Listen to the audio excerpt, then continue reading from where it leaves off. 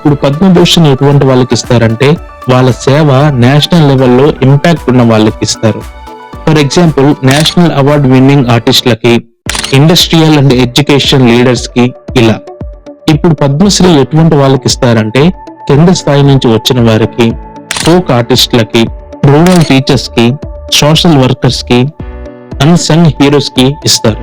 ప్రతి సంవత్సరం గణతంత్ర దినోత్సవ సందర్భంగా పద్మ పురస్కారాల గ్రహీతల పేర్లను కేంద్ర హోంశాఖ నుండి అధికారికంగా ప్రకటిస్తారు. మోస్ట్లీ జనవరి 25 సాయంత్రానికి పేర్లను ప్రకటించేస్తారు. ఈ పద్మ పురస్కారాలను 1954 నుంచి ఇవ్వడం ప్రారంభించారు అని అన్నాను కదా. అప్పటి నుంచి ఇప్పటి వరకు ఈ మధ్య కాలంలో ఎక్కడైనా ఆగిందా అని అంటే ఎస్, ఆగింది.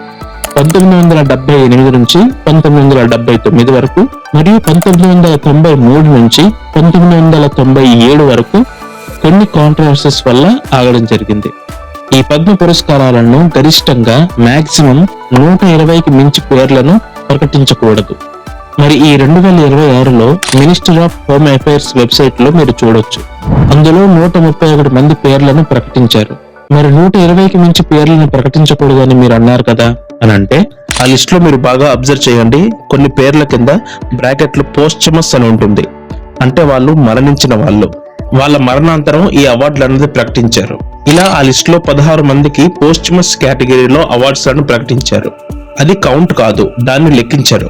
అలాగే కొందరు ఫారినర్స్ కూడా ఇవ్వడం జరిగింది. వాళ్ళని ఎన్ఆర్ఐస్ అంటారు. అది కూడా లెక్కించారు. అది కూడా కౌంట్ లోకి రాదు. ఇంకా కొందరికి డియోస్ గా ఇస్తారు, అంటే జంటగా. ఈ జంటగా ఇచ్చే వాళ్ళకి ఒక్క అవార్డు మాత్రమే ఇస్తారు. సో వాళ్ళు కౌంట్ చేసేటప్పుడు ఒక్క అవార్డుగానే పరిగణలోకి తీసుకుంటారు. ఇప్పుడు ఈ లిస్ట్ లో 16 మందికి పోస్టమస్ కేటగిరీలో వచ్చింది. ఇప్పుడు 131 నుంచి 16 మైనస్ చేయండి, ఎంత వచ్చింది? 115. అంటే 120కి మించలేదు. సాటిస్ఫై కదా. సో అఫీషియల్ గా ఇలా కౌంట్ చేస్తారు.